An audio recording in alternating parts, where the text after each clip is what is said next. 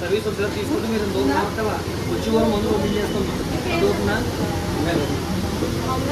1.6 1.7 contest వద్దా report ఏం లేదు ఎంత నార్మల్ ముందు చేసుకుంటాం ఈ వారం 5 రూపాయలు ఇస్తాను ఏ వాళ్ళేనా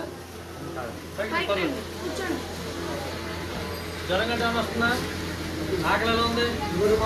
ఆసన పడుతుంది బాడీ చేసి లాగడం రక్త పరీక్ష చేసిందా 2 పాయింట్లు ఉంటుంది